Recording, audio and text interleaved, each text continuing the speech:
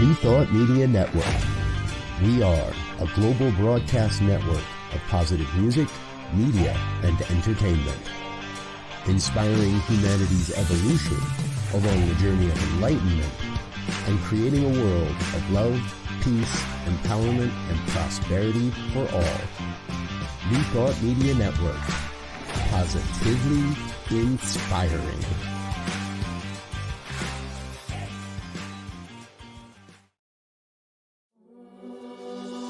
Free my mind, open my heart with the whispers of truth. To live a conscious life, to live a conscious life on the growing edge. On the growing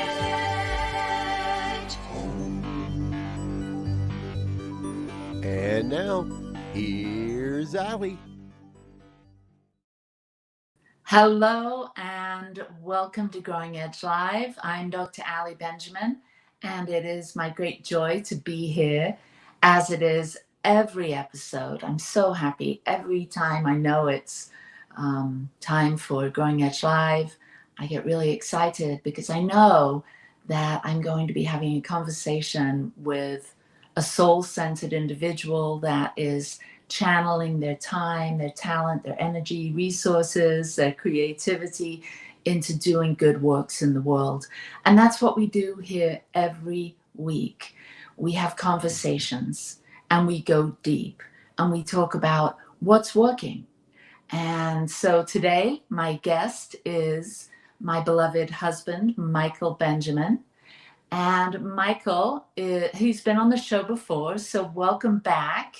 By popular demand. Hello, Michael. Good morning. Good morning. Thank you for having me back.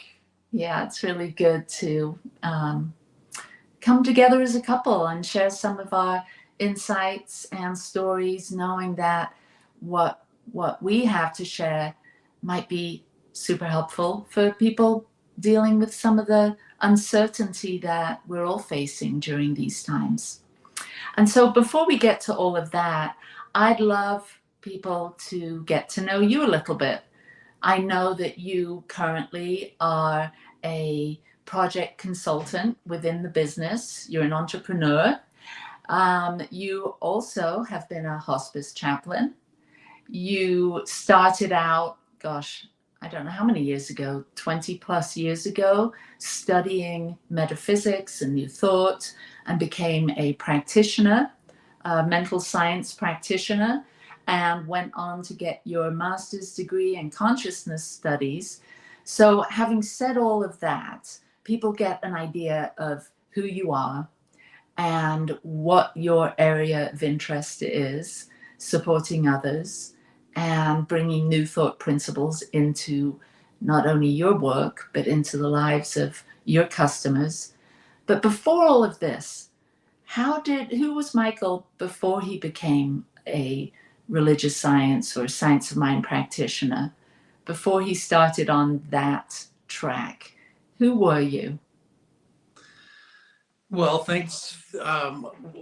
Before I started to have my conscious awakening, I would say I was, spiritually inquisitive as a young person.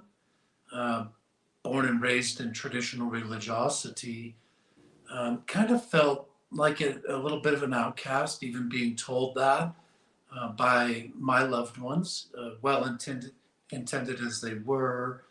But I used to hear things like, you ask too many questions, or kids are to be seen, not heard, and you seem to be asking a lot of questions and so forth.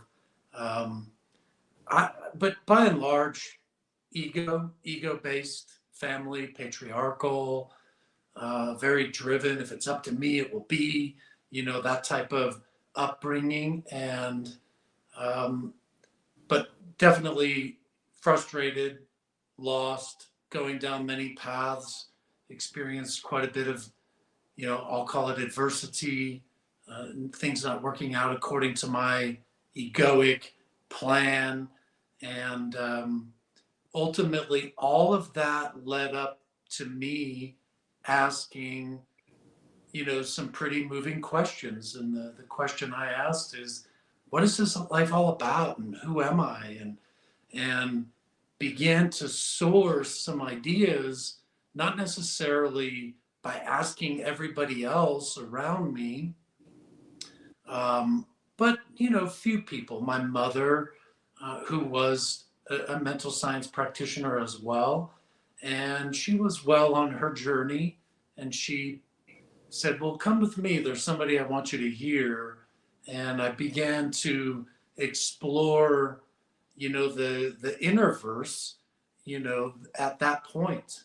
Um, and that was 29 years ago. And so 29 years ago, I began to seek inwardly, uh, from a place of having an idea that I am whole, that I was born of a divine birthright to receive, that I am continuously connected, contrary to my religious, the religiosity upbringing, where sort of the spirit left thyself, and I had to go to an intermediary in order to get to somebody who could pray powerfully. Um, but the journey of self-discovery and self-exploration began out of a desire to experience peace, and to experience that prosperity and the wholeness and all the things that come when we realize who and what we really are. So who are you? Well, I'm a spiritual being, right? So I'm a spiritual being having a human experience, having a human projection into this time-space continuum. I am not my body, I'm that which has a body. I'm not my mind, I'm that which has a mind. And so knowing that, and realizing the divine and ultimate reality that it already has everything that is required. Like, I literally was born, I and you and everybody else, we were literally born into this body from the source of all existence, that which has everything that is required to move into the next iteration, into the next greatest yet to be.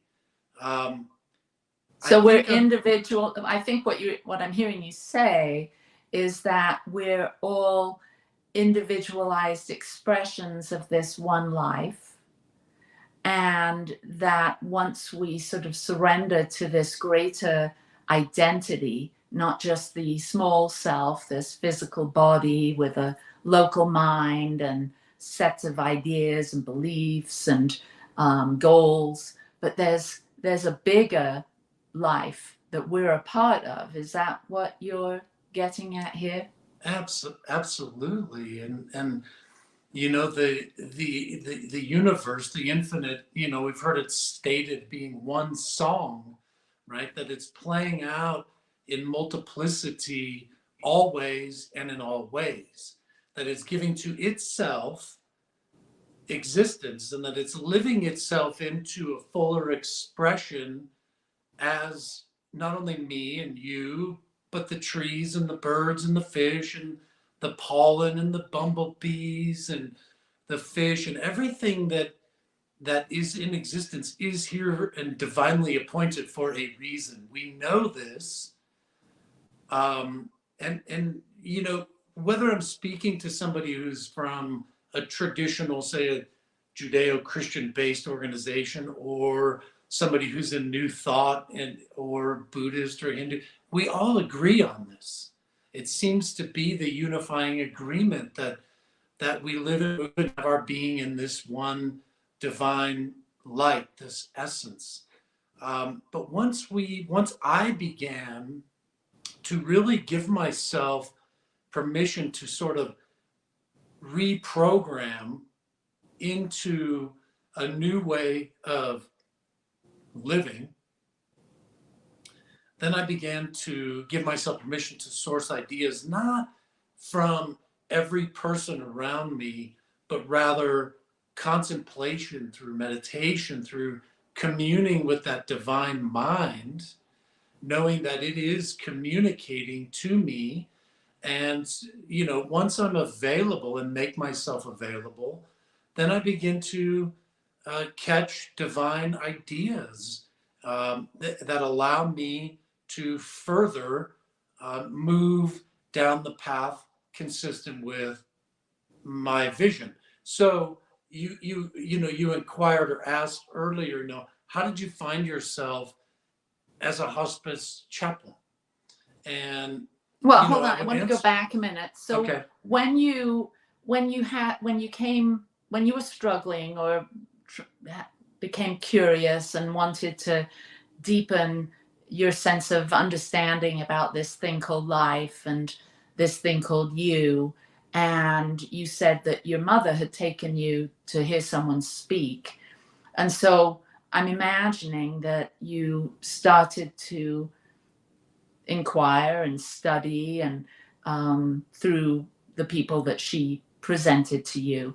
So when you were back at that moment, when you were first introduced to these principles, to this idea of oneness, this idea that there's a greater mind or a greater intelligence that you can use, how did that impact you? How old were you, and how did that first settle in, and how did it make a difference for you?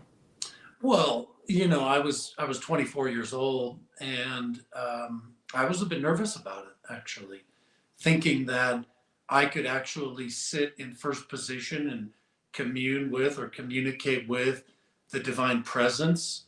Um, or, coming from the upbringing that I came from, I was actually trained, if you will, to sort of beseech to the outermost patriarchal dominant male figure, that that ineffable man that's sitting on a cloud somewhere that nobody's ever seen, and to actually sort of begin to explore the inner verse, knowing that I am connected to it always, that right where I am it is, was a bit unsettling to begin with. To be honest, it took a little while before I gave myself permission to dive in wholeheartedly, to begin to live sort of unwavering with it, knowing this presence is always on. It was said that ignorance excuses no man, and once you know better, you have to do better. These sort of call to a higher level of service, to not only myself. I mean, I think it was Michael Beckwith many years ago that in one of his teachings was talking about, we got to be able to pay the light bill. Like, a life of service doesn't mean a life of poverty, living impoverished, right? It meant to actually demonstrate principles of prosperity and abundance and being able to rise. I mean, you were there with me. You knew how difficult it was for me to start to write, significant tithing checks, and, coming from that place of having not only my heart wide open, to receive, but also to give, receive, all in one sort of thing. Like it was tough for me to it took a while for me to really begin to outpour and to receive and give all at the same time, knowing that I am in a constancy of communion. So what I'm sensing is you went from your upbringing where it was more about the traditional type of praying or communing with God as an outside entity or deity, to this sort of switch of, now I'm communing right here where I am, and I'm actually tuning in to higher wisdom or insights based on what I'm feeling deep inside, and that connection to God or source energy that isn't so much an outside thing, but an inner feeling and an inner closeness. Is that what you're Yeah, trying to explain? absolutely. And actually, fast forward a couple decades, we begin to have a realization that we don't get to have the luxury to turn it off, that it's always on, and that we are always living and moving and having our beingness, which is continuously evolving on this earth dance, um, and that we don't get to actually turn it off. And so, it's kind of like um, a high stakes game. Yeah. So one of our teachers, Dr. Ernest Holmes, coined the phrase "change your thinking and change your life." And so I'm sensing that a lot of what the subtle shifts and changes that were occurring was the realization that you're responsible for what you're creating, that your thoughts are somehow tied in to your experience. And so the sort of the spotlight is turned around and shines on ourselves and calls us to right our thinking, and bring our thinking into the affirmative, and bring our thinking into alignment with the fundamental order of the universe, or the creative flow, or it's a way of attuning ourselves to Yeah. that God essence, or that life force energy. And so what happens to all those sort of old beliefs or the negative thinking? Because I'm imagining that this was a potent time for you to start really having mastery over your own mind, your thoughts, your beliefs. Can you speak about that a little bit? Yes. So it's absolutely, when I say it's not optional, I mean, this is the realization that I've had. Like, we are, we are continuously communing with the divine mind, the spiritual presence, the essence that is always moving forward. It's literally bursting into time at the speed of light, and it's unlimited and unleashed in its potential. Um, so knowing this, yeah, once I gave myself permission to sort of learn a new way of praying or thinking in firsthand, like, even just when you brought up the term affirmations, like, a lot of people use it in performance, professionals, athletes, songwriters, artists. People use it even if they're not consciously aware of their spiritual and divine connection real time. But when we become aware that there's a real time um, living livingness, if you will, a being that's coming into presence through me as me, and it's continuously responding, and what shows up on my plate as my life in the third dimension has everything to do with the sum total of where I am today.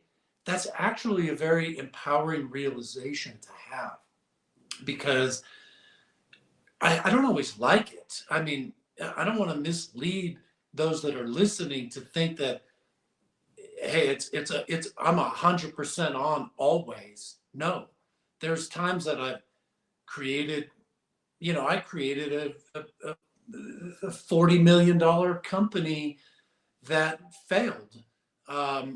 We had a tremendous ride for a decade with my partners and I. We did a lot of good dealings and so on and so forth. But in the end, it didn't work according to our egoic business plan that we had mapped out. Having said that, boy, was there a lot learned.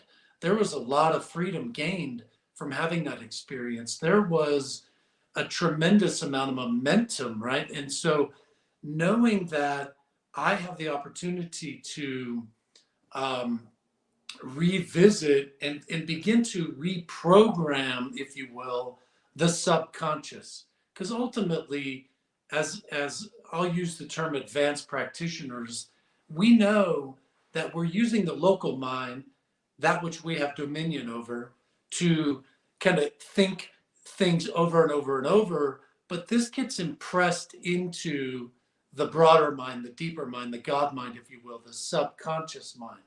Ultimately, we each have the opportunity to reprogram the subconscious.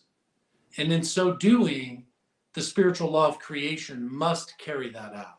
And we will begin to see things show up differently. So, this is what Ernest Holmes meant when he talked about changing your thinking and change your life.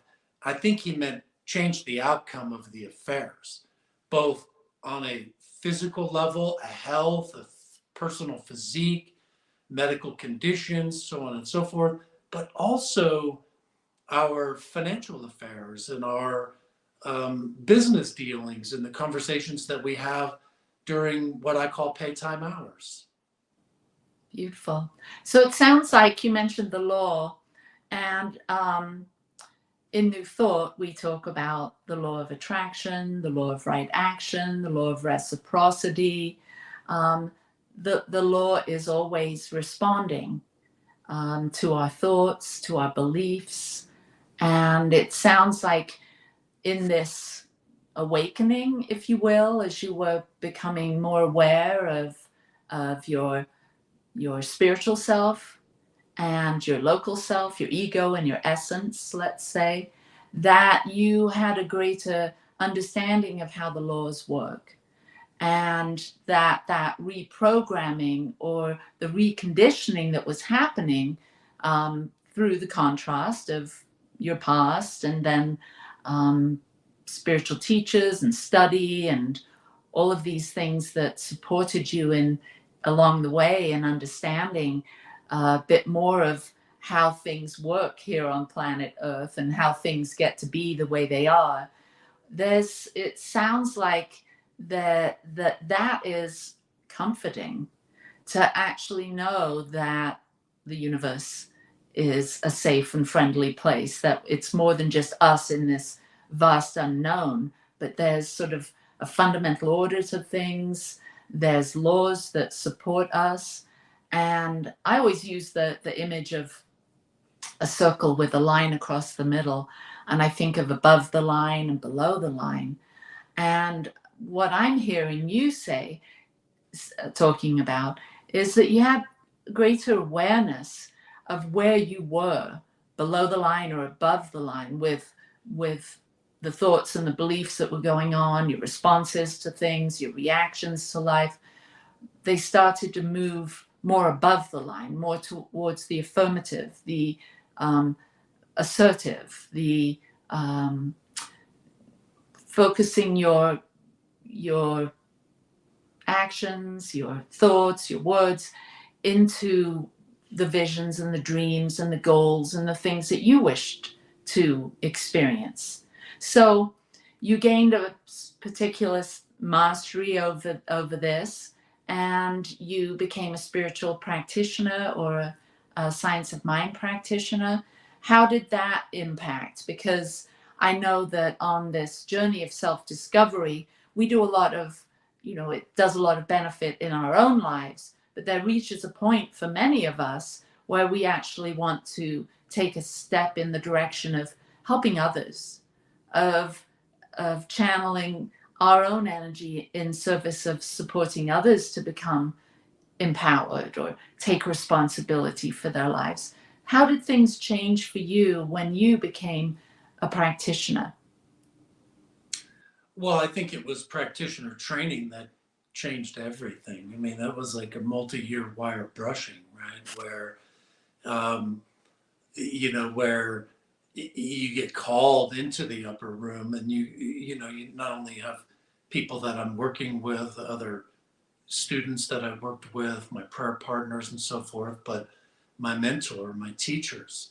And, it's kind of like going to the gym. If you want to be physically fit, you don't just go once and have this big aha moment and then, everything transforms.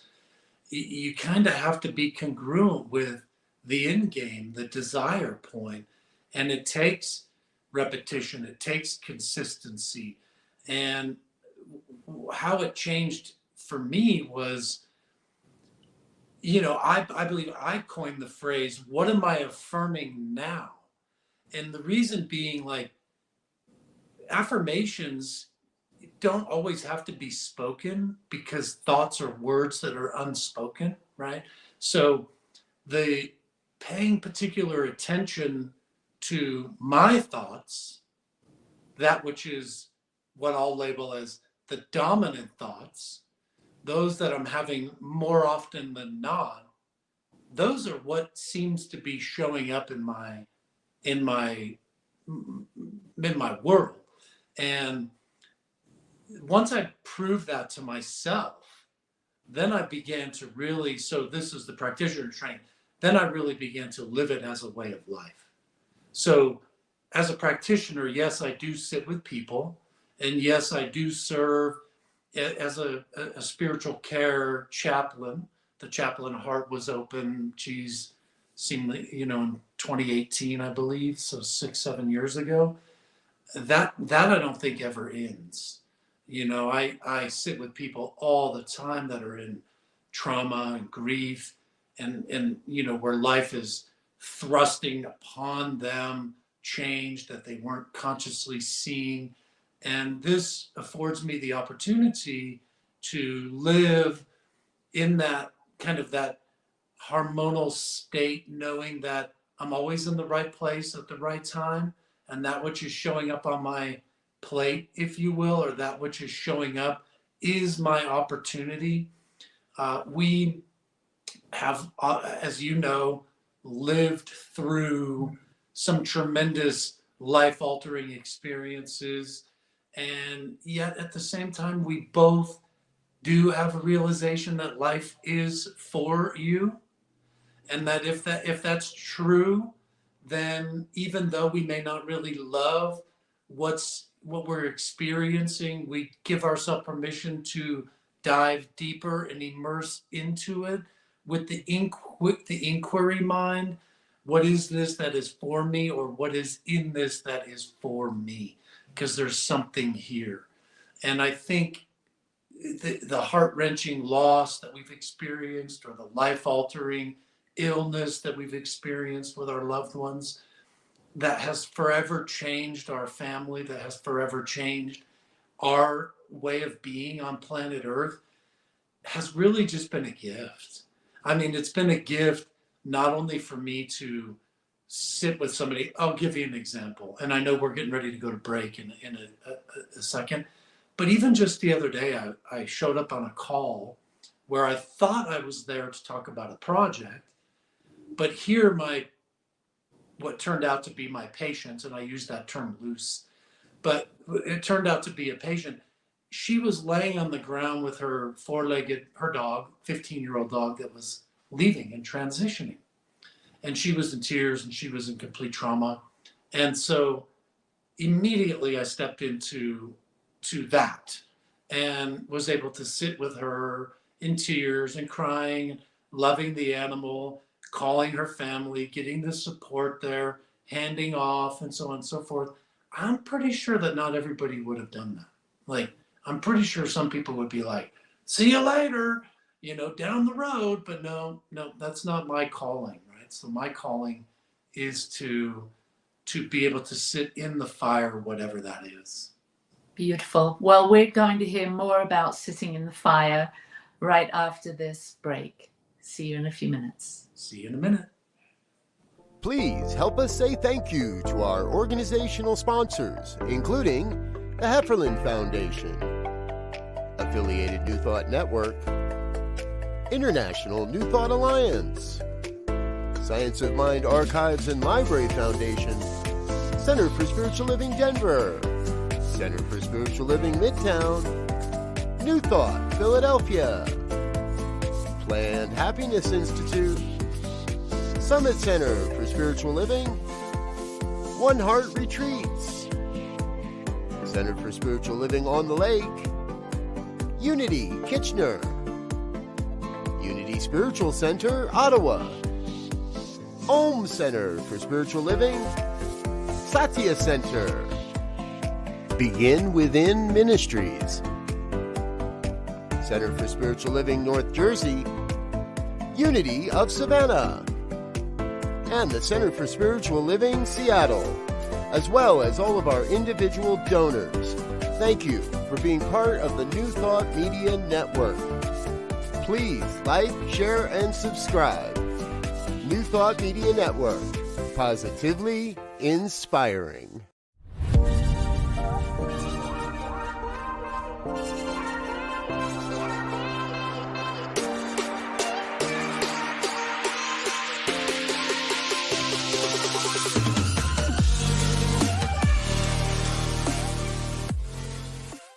People of African Descent New Thought Group proudly presents Celebrating Our Soul, Consciously Creating Change at Unity Village, Thursday, August 1st through Sunday, August 4th. Some of our greatest keynote speakers, some of our finest musicians and vocalists, some of our amazing and experienced panelists, and some of our fabulous masterclass presenters will be there for you at Celebrating Our Soul, Consciously Creating Change at Unity Village this summer. Regular registration ends June 30th, so don't delay. Register today at padntg.com. Sponsorship opportunities are available at padntg.com. Volunteer opportunities are available at padntg.com. Go there now, padntg.com. See you there.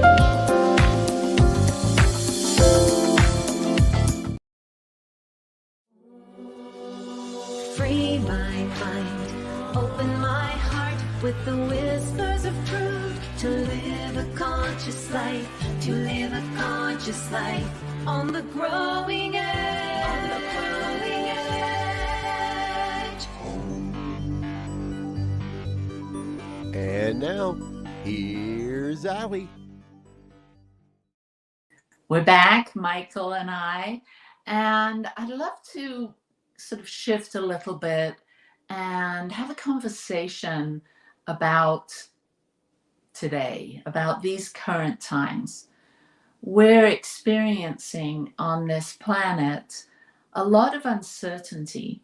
It seems like it's always this way, really, but because of the news and because of social media, we're really, if we're tuned in to those platforms, we sort of pick up on what's going on around the world. And it seems like with the wars that are going on, with the economic situations that are, going on around the globe, health challenges, health crises, climate change, there's so many things that could cause us to feel uncertain or unsafe. And I'm wondering how maybe we can share some insights to help people navigate these uncertain times, because it's happening for all of us. And you mentioned us as a family having gone through some significant losses and challenges. And both you and I are coaches and do spiritual counseling. So we see a lot of people come to us to talk about what's happening in their lives and how uncertain they feel, how unsafe they feel. And they look to us to share some ideas, some principles, to pray with them, to meditate.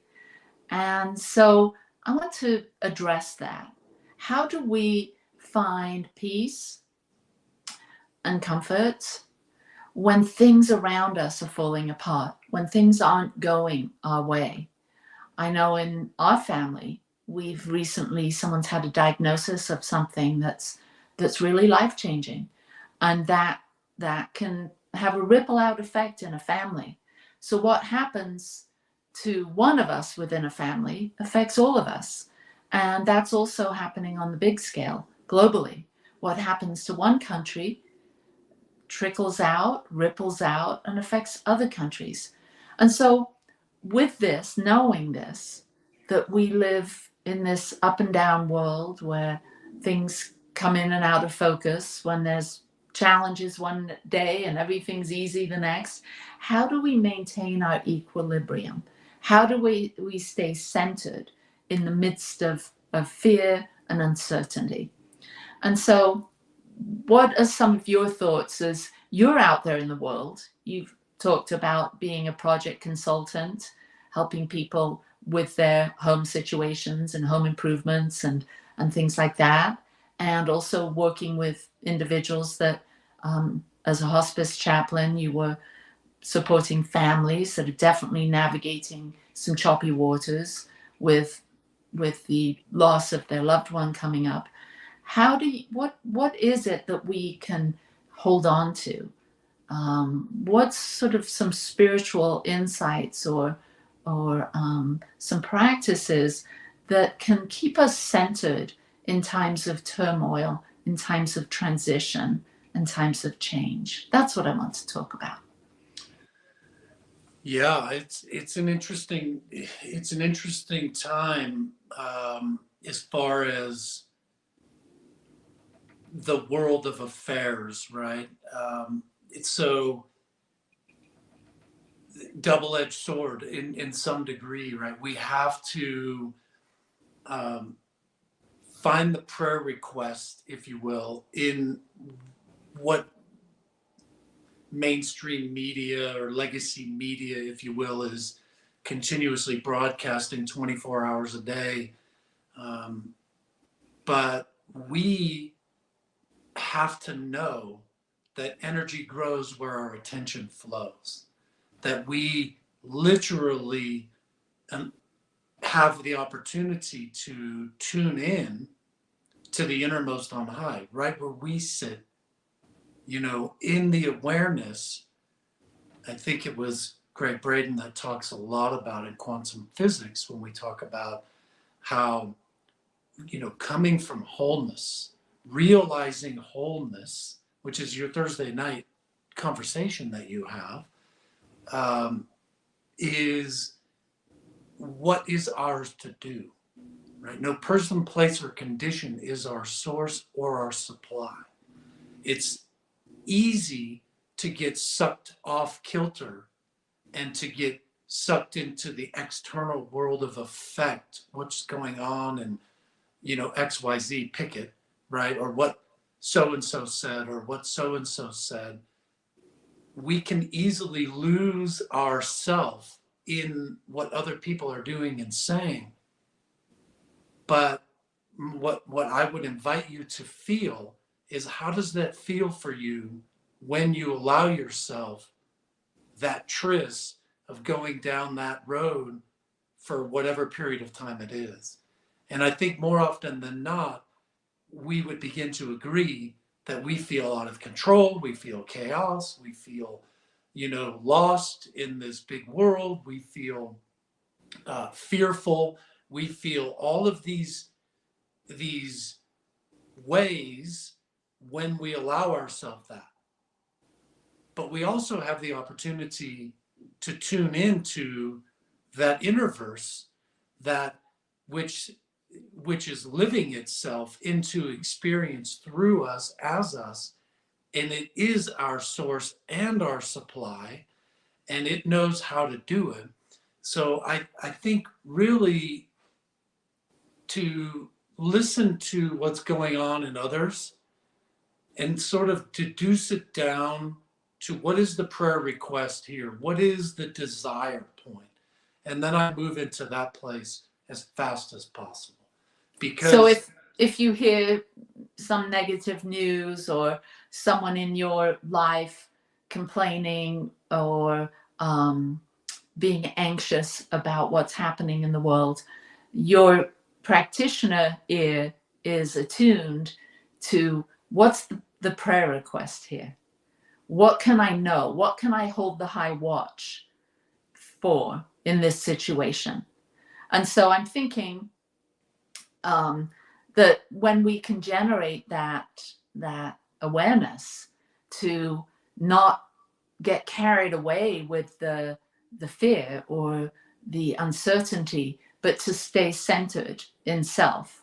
I think of the Ernest Holmes quote, there is one life. This life is God's life. This life is perfect. This life is my life now. For me, that's my go-to when things start to go crazy, or I can, you and I were vacationing this weekend, and there was a terrible accident, and a lot of people were talking about it.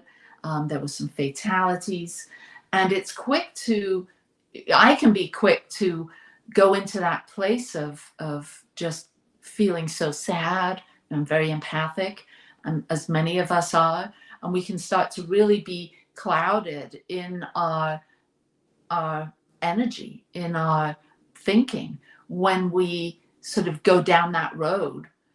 And it's not that we have to deny that there's catastrophes or there's fatalities or someone's struggling, but it's to be able to hold it both. Yes, this actually happened, and I'll remember who I truly am, that there is only one life.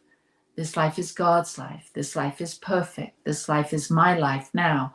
And when I utter those words, when I come back into alignment with who I truly am, beyond this physical body and this mind, this ego, and start to blend more with the entirety of what's occurring, then there can be space without it taking me down as an individual to a place of depression or sadness or hopelessness.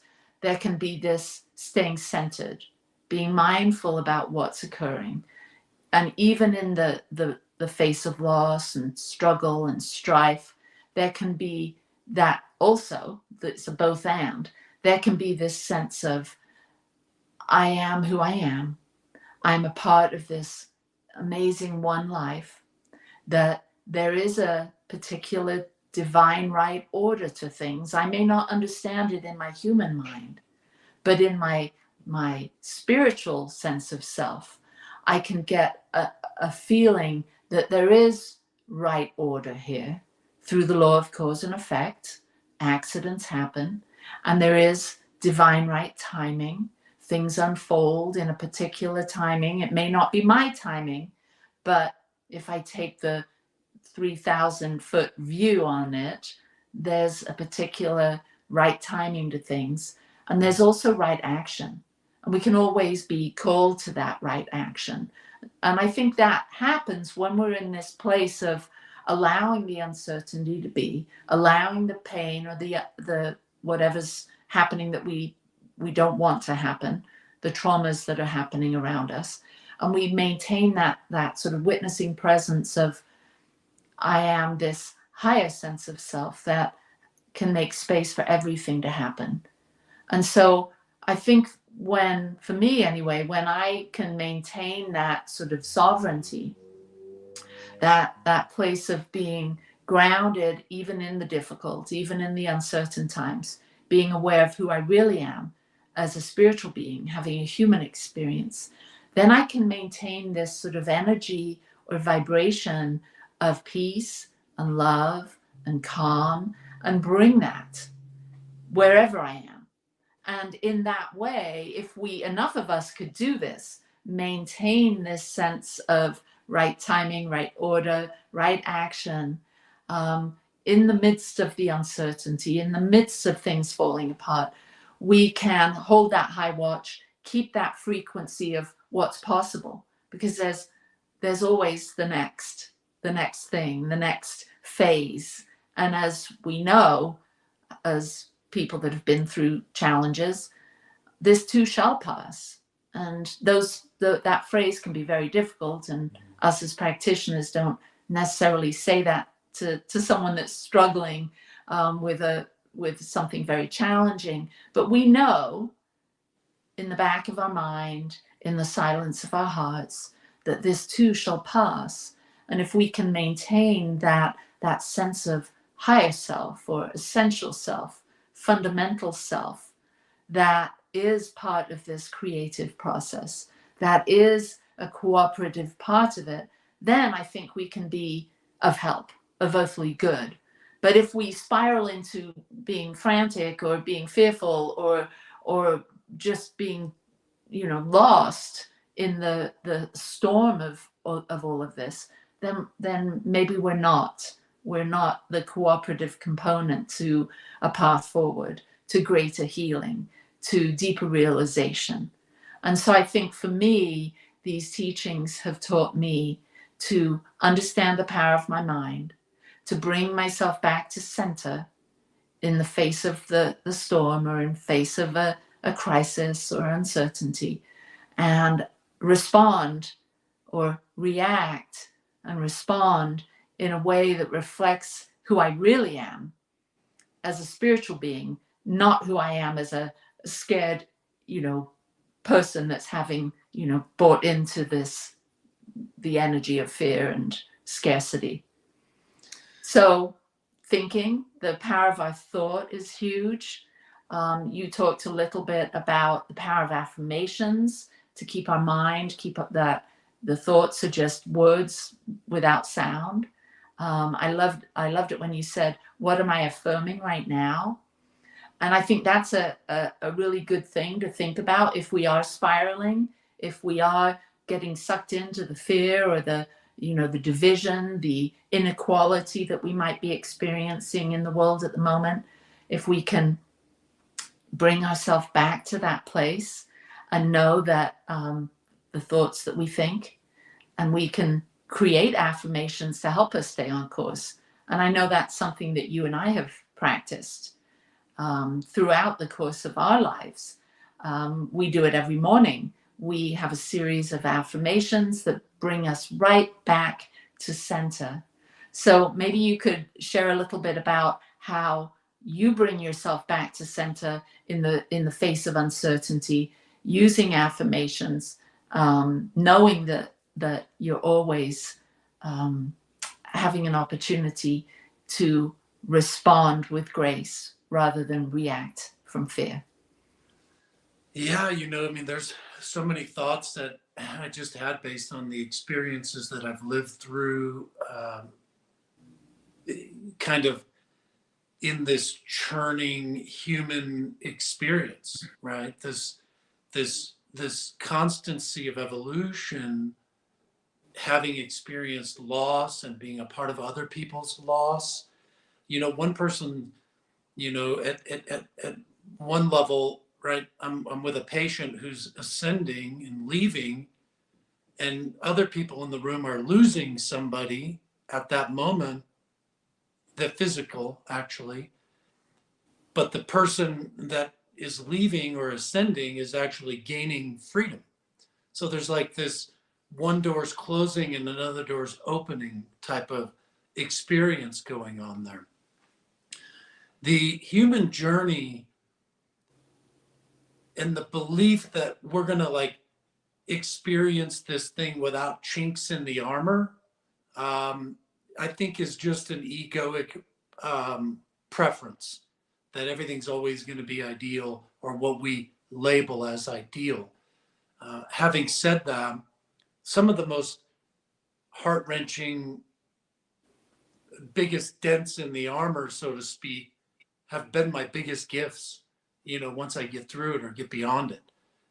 So the belief of it always being like this soft, fluffy cotton ball sort of experience where I'm just floating through this thing and it's always going to be, easy, to the ego mind is just an egoic thought, to be honest. So this ever evolving and ever expanding experience is definitely moving forward because of the struggle. So when we talk about the current events of loss or change, or you talk about the economy, look, the spiritual and overwhelming reality is we're in a growing universe. We're in a growing state of being. This, um, 8 billion people or 7.97 billion or whatever the number is growing. It's not shrinking. There's more and more and more and more and never less. And so we can argue with that, but we're going to lose 100% of the time. So to those that are feeling like their way of life is changed, I would say open up your heart and really embrace that change and go with the flow, because one door closes, another door opens. The faster you can see that opening, the kind of the less struggle you will experience with that change that's taking place. I know that we've been participating in prayer circles for the last couple decades, and there have been a lot of people screaming out for change, like in all ways. And what we're experiencing today is, in fact, change. Change is occurring. Now, when we come from the wholeness viewpoint and we're realizing wholeness, then we begin to find things that we can be thankful for, and that we can live in the gratitude of the ever-changing and ever-expanding good that is coming into time. Try not to label it as good or bad.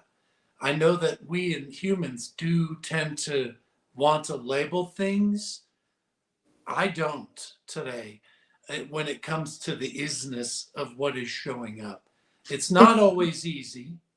It's not always easy because, it's sometimes easier to label things as not good or what have you. But boy, I can tell you that just allowing it to flow, knowing that the divine unfoldment is always perfect. It knows exactly what is required to turn the page to the next step. And when I allow that to be, I have an easier experience with whatever that is.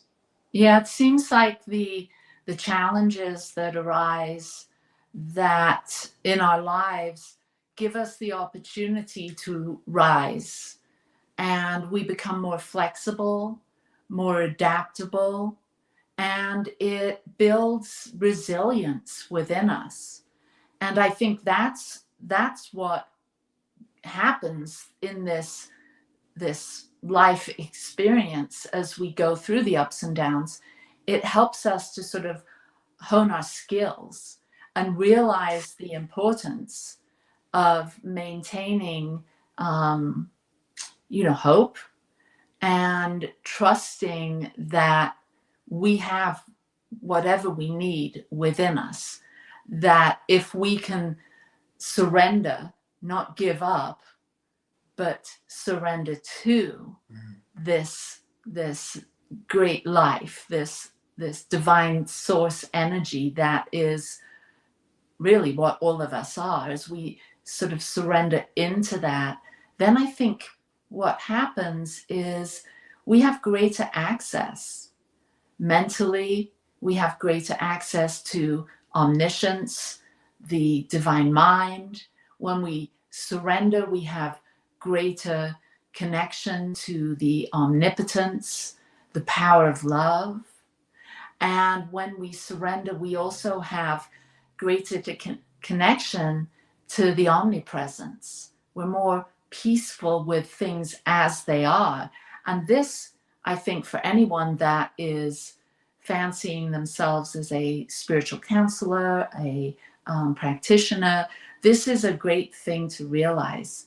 When we have the consciousness of our ability to maintain the journey, to stay the course, to keep moving forward, knowing that our entire life, you call it the wire brushing, but our entire life with all of its challenges have given us great resources, access to great resources of hope, of curiosity, of beauty, of creativity, that we can harness this energy. We can hold the high watch, stay hopeful, harness these amazing skills and talents that we have, those of us that have been on the personal development, the spiritual path for some time, just having the consciousness of all of that, and then bringing that to our family, bringing that to our workplace, where then we bring this